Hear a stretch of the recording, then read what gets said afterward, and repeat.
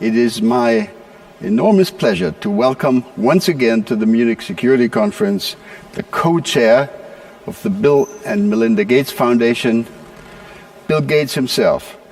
Bill, thank you for joining us again, for joining us today. And let me start with a straightforward question. What, in your view, must be done to ensure that the world will emerge stronger from the COVID-19 crisis? And how can the equitable distribution of COVID-19 vaccines be ensured globally? The Secretary General of the UN just referred to that issue, and we'd be extremely interested in have your views. Welcome again, Bill Gates.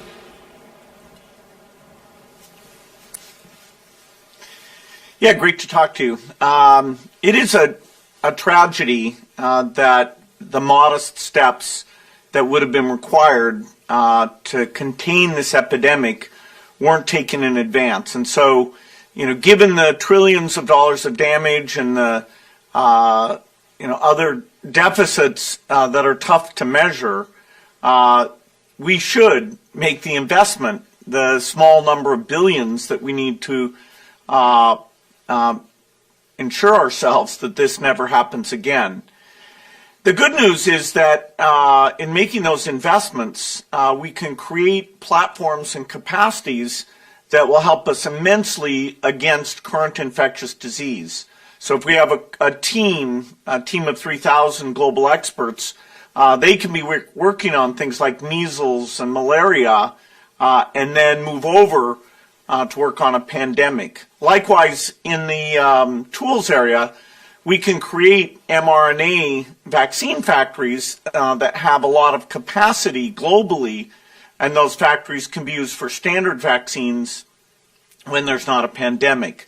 I want to say we can have very ambitious goals. A coronavirus universal vaccine, likewise a universal flu vaccine, the ability to make drugs that block transmission, and a diagnostic approach that can get 20% of the population per week actually at very low cost. So the tools, the R&D side needs to be funded, and the field capacity, the factories, the surveillance, that team of 3,000. But these investments will have fantastic returns even when there's not a pandemic. And, I have very little doubt that, given what a tragedy this has been this time around, over the next 5 years, we'll get those things in place. You also asked about the vaccine equity.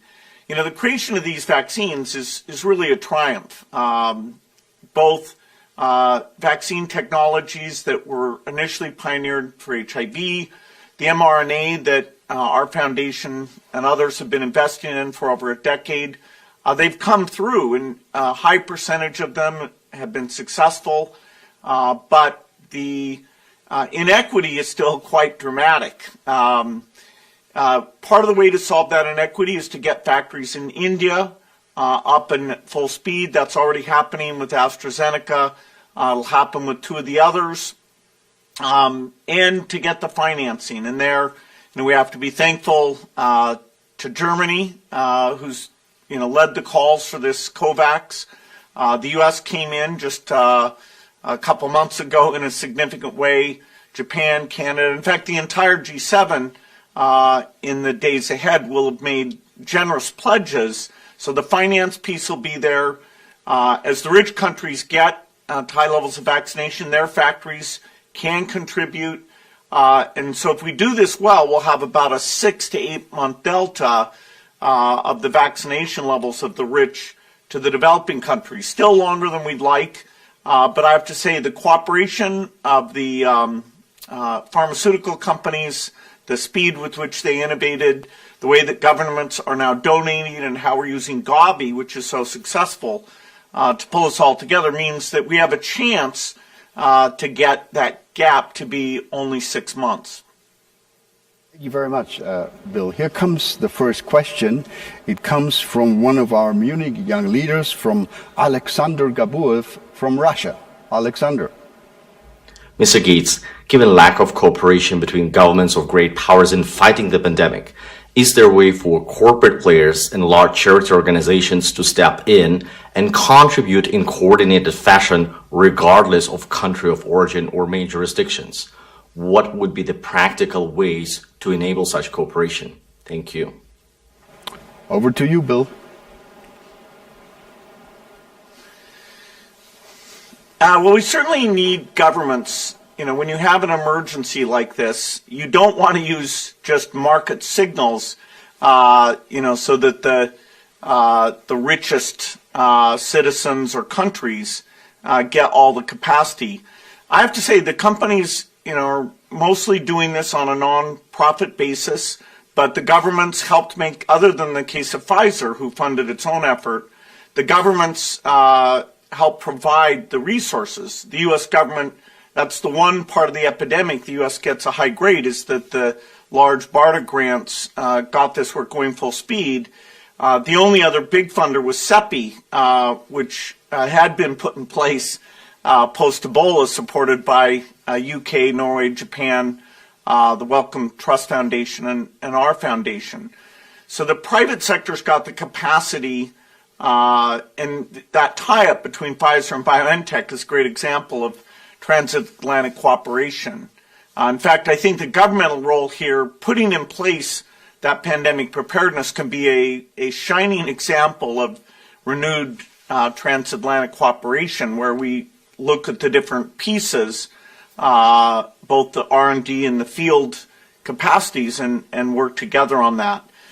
The fact that philanthropies, have come in and written checks very quickly, that our foundation knows the Indian manufacturers who we've helped get up to large capabilities, that was very helpful here. It saved at least 6 months to fund those factories early. But in general, you shouldn't rely on that. When it comes to the delivery piece, the nonprofit organizations are stepping up, particularly in communities where the trust of the vaccine is a challenge. Getting them to go in and encourage people and provide easy access, I think that's going to be, even for the next year, very, very important. You, and here comes the next question from another Munich young leader. This one comes from India, Ambika Vishwanath. Ambika, where's your question? Mr. Gates, given the importance of water in dealing with health security, how do you propose that non-profits and civil society organizations work with governments and multilateral agencies to ensure the somewhat parallel conversations of growing global water insecurity on the one hand and human health on the other come together to ensure that plans and processes going forward are more nuanced, interconnected, and collaborative in nature? Thank you. Bill, please.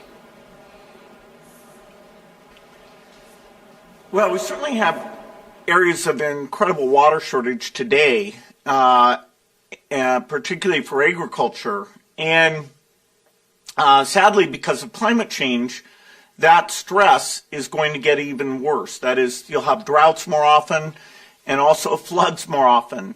And so we have adaptation where we need to create a new generations of seeds that are more drought tolerant, more flood tolerant, more temperature tolerant. That's a grossly underinvested area that has the highest payback in terms of helping with climate adaptation. Also with water, we have the rapid urbanization, but it's often done without the right sanitation or water supply into the fast-growing parts of those cities. And so we need to rethink sanitation. Often there's no plan at all.